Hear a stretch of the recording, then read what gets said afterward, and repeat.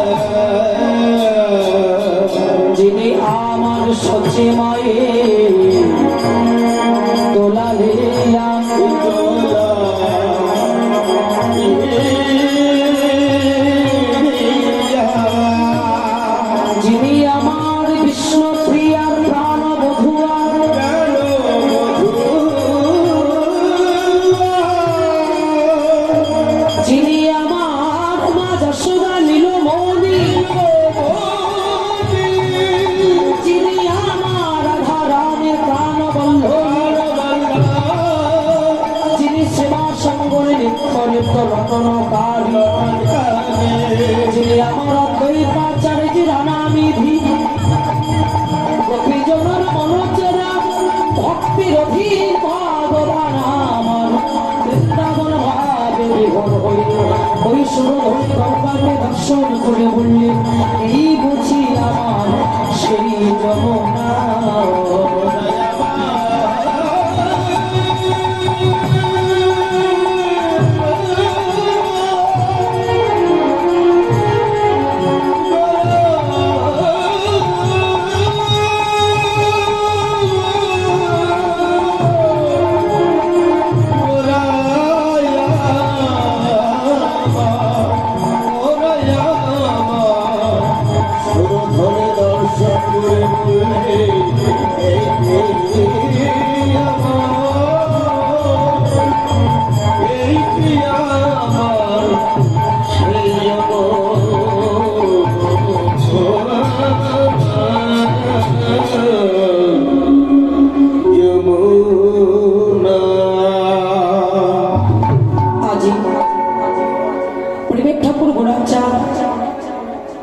বৃন্দাবন লীলা গোড়ার মনেতে পড়িল যমুনার ভাব সুরধনী কহিল। সুরধনী গঙ্গাকে দর্শন করে বলেন এই বুঝে আমার সেই যমুনা। ব্রজ ভাবের কথা মনে পড়ে গেছে। তো ব্রজ ভাবের কথা মনে পড়ে ওই সুরধনী গঙ্গাকে দেখে বলছে যমুনা একবার কথা বল। যে যমুনা পূর্ব জন্মে কে ছিল বিরজা। কি বাবা তাই বিরজার কুঞ্জে ভগবান শ্রী গোবিন্দ যেদিন কুঞ্জ বিলাস করতে গিয়েছিল দাঁড়িয়ে হয়েছিল শ্রীরাম সখা একে অপরকে অভিশাপ দিয়েছিল আমি ওদিকে যাচ্ছি না। ঠিক সেই দিন অন্তর্যামী ভগবান অন্তরে সবে জেনে গিয়েছিল। বিরজাকে ডেকে বলেছিল বিরজা ওই চেয়ে দেখে এক ঘটি জল আছে তুমি জলটা ঢেলে দাও। জলের ধারা যেদিক দিয়ে বাহির হয়ে যাবে তুমি যমুনা হয়ে চলে যাবে আর আমি কৃষ্ণ সর্বরূপ ধারণ করে তোমার মনোবাসনা পূর্ণ করব। তো সেই দিনের কথা মনে পড়ে গেছে। তাই সুরধনী গঙ্গাকে ডেকে বলছে তুমি আমার সেই যমুনা একেবারে কথা বলো। ও যমুনা এভাবে কি ঘুমালে হবে? এভাবে কি ঘুমালে হবে? দেখো হা করে বসে আছে দেখো গালে জল দানলে গেল। এই যে আমার কমিটি দাদারা আপনাদের খেতে দেয়নি তা হা করছো কেন? এই রাতে কি খাবে কিছু? ঘুমাবেন ঘুমান বদনটা যেন হা না হয়ে যায়। চারিদিকে লাইট জ্বলছে জানি না কত ধরনের পোকা আসে পড়বে তখন বুঝতে পারে না। তো হা না করে মাঝে মধ্যে আমার তালে তালে একটু অনুধ্বনি জয়ধ্বনি করুন।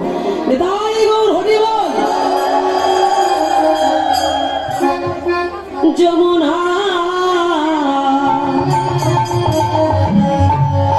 আরে ও যমুনা বলো তুমি কি গো সেই যমুনা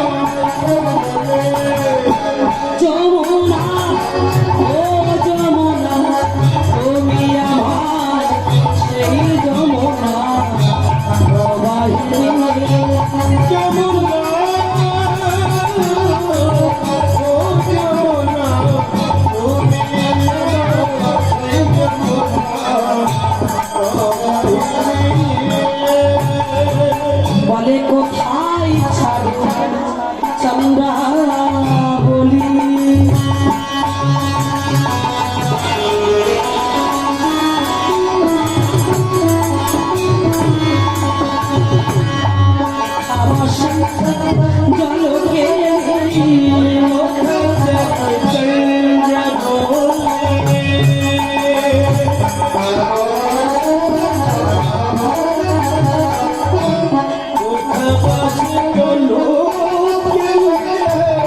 কোথায় রাশি বিহারী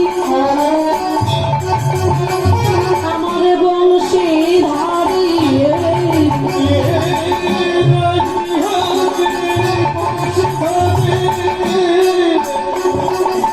আমি প্রিয় রাধা রানী যমুনা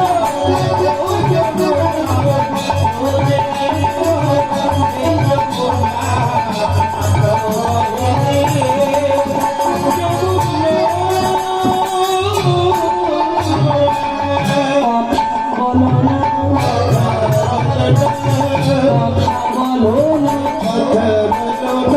আরে ও যমুনা কথা বলো না যমুনা কথা কইছ না কেন ও যমুনা কথা বলো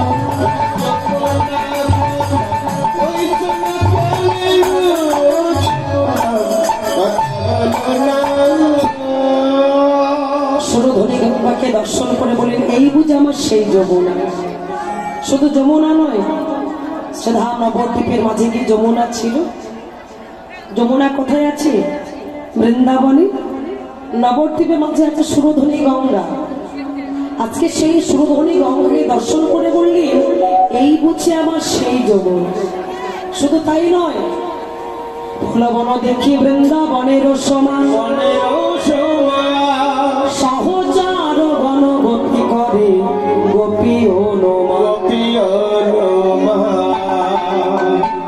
কারা গোপী? গোপী কারা? যারা ঘুমাচ্ছে তারা গোপী।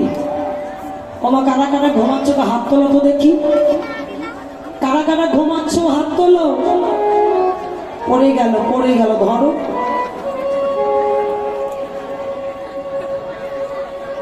কোন দিকে ফিরে কীর্তন গাইব বাবা? তোমরা যদি এভাবে ঘুমাও তাহলে কীর্তন গাইব কাদের নিয়ে? ফিরিয়ে নেব ওটা। আমি চেষ্টা করছি জাগিয়ে রাখার, কিন্তু পারছি না, তত করে ঘুমিয়ে পড়ছে। হাত তোলার হাত দুই হাত পরে। আচ্ছা দেখি তো গোপী কারা? যারা ঘুমাচ্ছে তারা গোপী নয়। গোপীর শব্দের অর্থটা কি? না গো শব্দে ইন্দ্র, পি শব্দে ভীষণ করা। যারা আমার শ্রী গুরুচরণ আশ্রয় করে এই ইন্দ্র চিত্তকে যারা কর্ষণ করতে পেরেছে জগতারে হচ্ছে একমাত্র গোপী। তাই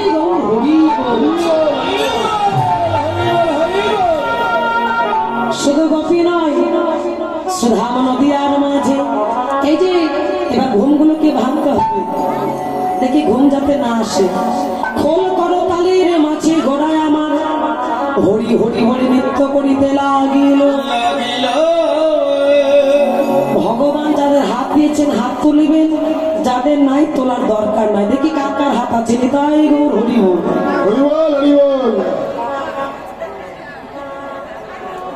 ওই যে ওদের বুঝে হাত নাই গো, দুটো হাত দিয়েছে শুধু কে দিচ্ছে টাকাগুলো নেওয়ার জন্য। শুধু নিলে হবে না, ভগবানকে কিছু দিতে হবে। হাত তোলো সবাই, হরি বল হরি বল। হাত কই দেখতে পাচ্ছি না। হ্যাঁ, আমার দেহটা খোল আর এ হচ্ছে কর। কর মানে কি? করতাল। দুটি হাত, এই দুটো হাতে তালি দিলে কি হবে? করো তাল। হ্যাঁ, সবাই মিলে তাল দেবেন। দেখি কার কত জোর হয়। এদিকে বেশি জোর হয় না এদিকে বেশি জোর হয়? ঠিক আছে তো? বলো করো তালে ঘোরা। আস্তে হয় নাই। তাল আছে না তাল? তা আমি শুরু করি তারপর শুরু করবে, বলে তো গুলিয়ে যাবে গো। একেবারে তো বড়া হয়ে যাচ্ছে। ভালো করে দেখবে। কোন কর তালে ঘোরা সবাই সমেল করিয়া।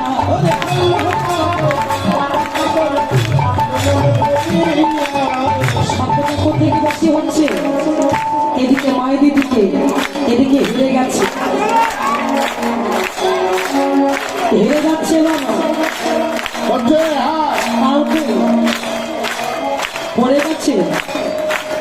খোলো করো তালে গোরা শরীর তো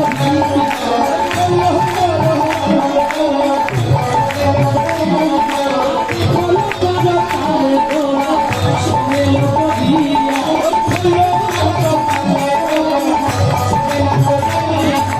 পাহাড় মাছে মাছে গোরা জয় জয় দিয়া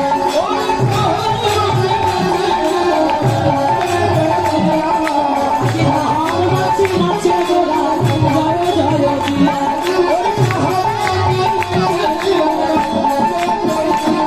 আমার গোরা চাঁদ আছে গো থেমে গেল কেন আমি কাউকে থামতে বলেছি থেমে গেল কেন এই যে যারা ঘুমাচ্ছে তারা বেশি করে দেবে গোড়া চাঁদে নাচে গো তার সঙ্গে করে গোড়া চাঁদে নাচে গো এই যে হরি হরি হরি বলে গোড়া চাঁদে নাচে গো হরি বল হরি বল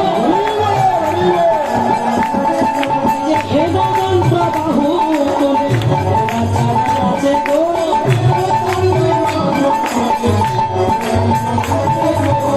তাই চাঁদ নাচে গো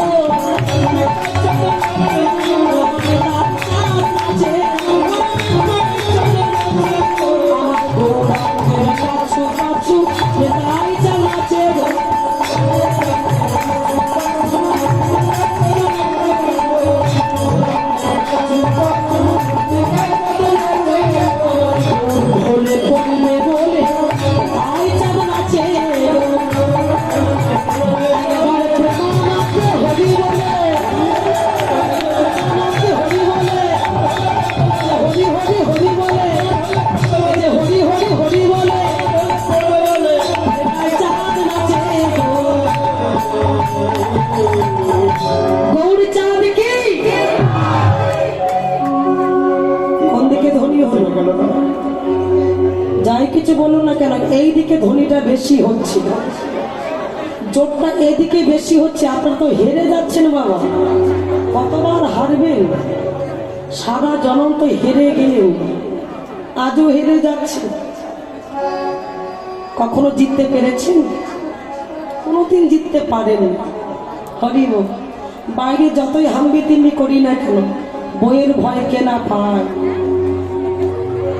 ওখানে কিন্তু সবাই পরাজিত হয়ে যায় কি বাবা তাই তো ওই জায়গাটা জয়ী করতে হবে বাবা যেখানে প্রতি সেখানেই ক্ষয় ওই স্থানটা ভজন করলে যে মোক্ষ পদ পাইলে তাই গৌর হরিব হরি বল হরি বল।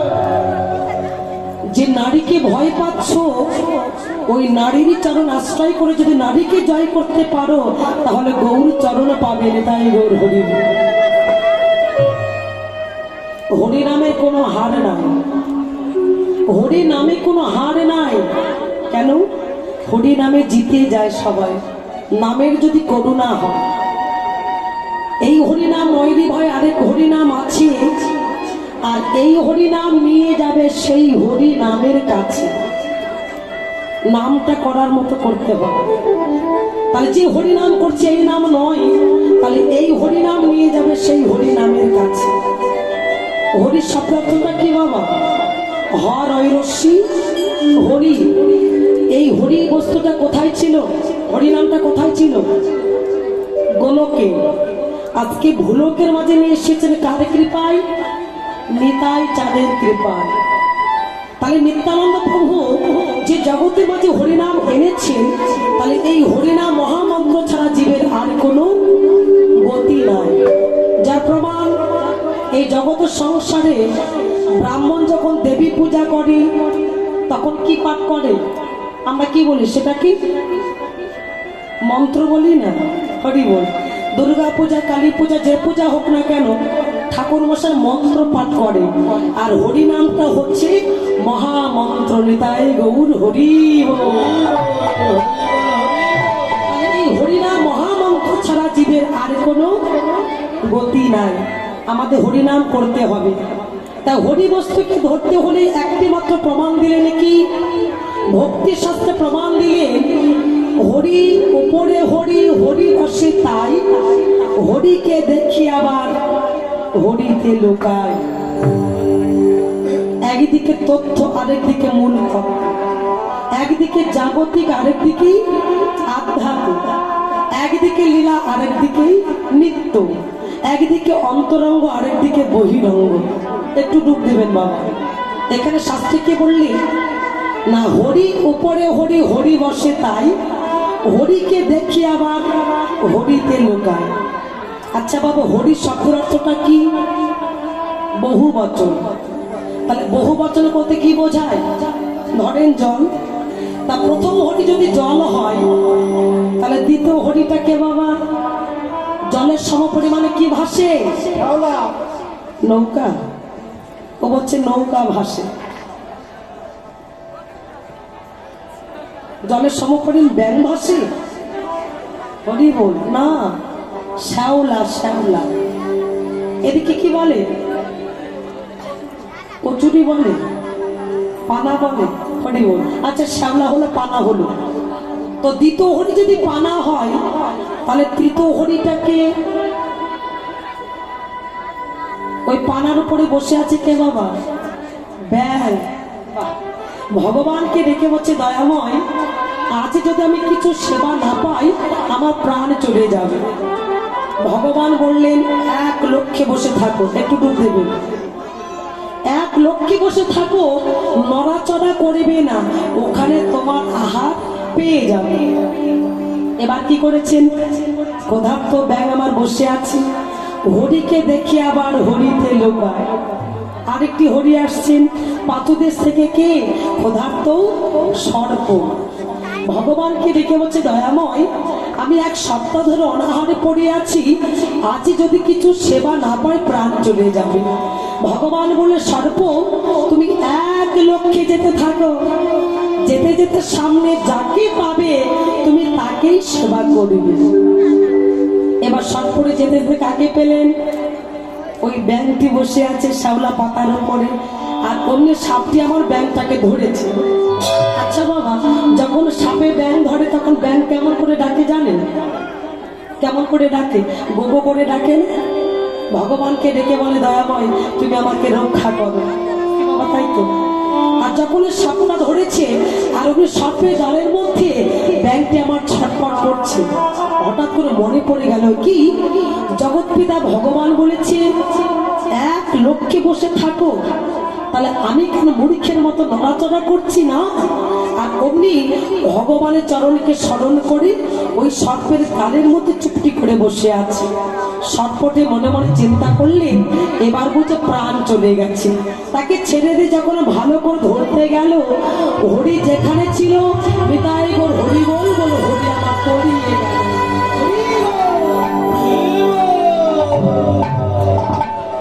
কি গো বাবা, বোঝা গেল কিছু? ভক্ত যত ছটফট করবে তত তোমার পতন হয়ে যাবে। এই জন্য বাবা নড়াচড়া কম করে করবে, ছটফট করলে হবে না। ভক্তের গতি যদি শান্ত না হয় তাহলে কি মতি শান্ত হবে? আর মতি যদি শান্ত না হয় তাহলে গৌর ধন থাকবে না, টলে পড়ে যাবে। তাই গৌর আমার পড়ে যাচ্ছে, নিত্যকে সম্মান করতে পারছে না।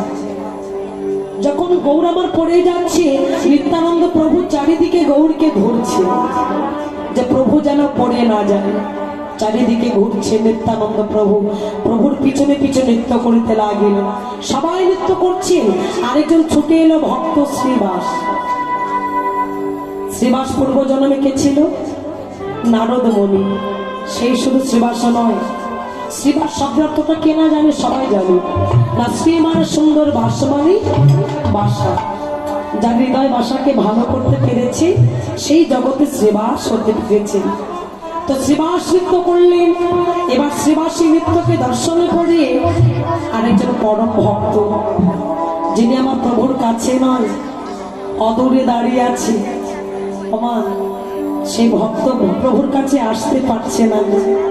অদূরে দাঁড়িয়ে প্রভুরূপী নয়ন দিয়ে নিবিড় হয়ে তাকিয়ে আছে আর হরি হরি বলে নৃত্য করছে। ভগবান জগতে সব সইতে পারে। ভগবান বললেন এই জগতের মাঝে যদি কোনো ভক্ত হরি বলে কাঁদে আমি সেই ভক্তের নয়ন জল কখনো সইতে পারি না। সেই পরম ভক্ত আর কেহ নয়, যার নাম হচ্ছে আমার জগন হরিদাস। এই জগতে আমরা মালা জপ করি আর হরিদাস মালা জপ করেছিলেন 3 লক্ষ বার। সেই হরিদাস অদূরে দাঁড়িয়ে যখন নৃত্য করছে দুটি নয়ন জলে ভেসে গিয়ে কাঁদছে। সত্যই তো বাবা, প্রকৃতি যারা ভক্ত হবে হরি বলে যদি কাঁদতে না পারলাম তাকে কি কখনো ভক্ত বলে? যদি প্রকৃতি ভক্ত হতে হয় একবার হরি বলে কাঁদো। এই জগৎ সংসারের জন্য কেঁদো না। এই জগৎ সংসারের জন্য মা যত কাঁদবে তত জীবনে দুঃখ পাবে, কষ্ট পাবে, জীবনে কখনো সুখ পাবে না। কিন্তু জগৎ যারা প্রকৃতি ভক্ত ভগবানকে ভালোবাসে তারা কখনো এই জগৎ সংসারের জন্য কাঁদে না। কেন? গৌর ভজন, হরি ভজন, ত্যাগের ভজন। যদি কেউ ভোগের আশায় ভালোবাসে তাকে কখনো ভক্ত বলে না। হরিকে পেতে হলে, গৌর চরণ পেতে হলে তাকে সর্বস্ব ত্যাগ করতে হবে। হরিদাস অদূরে দাঁড়িয়ে হরি বলে কাঁদছেন। প্রভু দুটি বাহু প্রসার করে ডাক দিয়েছে, হরিদাস। কি সকল ভক্তগণ আমার কাছে এসে দাঁড়িয়ে নৃত্য করছি, তুমি কেন অমল করে অদূরে দাঁড়িয়ে আছো? চলে এসো। দুটি বাহু প্রসার করে ডাক দিয়েছে, চলে এসো। হরিদাস বললেন, দয়াময় আমায় ক্ষমা করো, আমি তোমার কাছে যেতে পারবো না। কেন? হরিদাস রেখে বলছে, প্রভু আমি যে অস্পৃশ্যা, আমি যে অপবিত্র, এই অপবিত্র দেহ নিয়ে তোমার কাছে যাই। তোমার কাছে যত ভক্তগণ আছে সবাই তোমাকে পরিত্যাগ করে চলে যাবে। দয়াময় আমি তোমার কাছে যেতে পারবো না। হরিদাস, কে বলেছে তুমি অস্পৃশ্যা? কে বলেছে তুমি অপবিত্র? হরিদাস দেখে বলছে, দয়াময় একবার ভেবে দেখো, শিশুকালে পিতা মাতাকে হারিয়েছিলাম, যে আমাকে মানুষ করেছে হবিবুল্লাহ কাজী। আমি যে মুসলমানের অন্ন খেয়ে বড় হয়েছি, তাই তো আমার দেহটা অস্পৃশ্য অপবিত্র হয়ে গেছে। তাই এই অপবিত্র দেহ নিয়ে আমি তোমার কাছে যেতে পারবো না। দয়াময় নদী যায় সাগরের কাছে, চাতক ছুটে চলে মেঘের কাছে, আমার ভক্ত ছুটে চলে ভগবানের কাছে। আজ কি হলো? সাগর ছুটে যাচ্ছে নদীর কাছে, চাতক ছুটে চলেছে মেঘের কাছে, আমার ভগবান ছুটে যাচ্ছে আমার ভক্তের কাছে। হরিদাস আসতে পারল না, কিন্তু ভগবান নিজে ভক্তের কাছে গিয়ে দাঁড়িয়েছে। আর যখনই ভক্তের কাছে গিয়ে দাঁড়িয়েছে হরিদাস প্রভুর চরণতল আছাড় কে পড়েছে, দয়াময় এসেছো আমার কাছে, এই অদম ভক্তের কাছে তুমি এসেছো প্রভু। হরিদাস ওঠো, হরিদাস তুমি আমার চরণে নবে। জগতে অনেক ভক্ত দেখেছি হরিদাস, তোমার মতো পরম কৃষ্ণ ভক্ত জগৎ আমি আর পাবো না। হরিদাস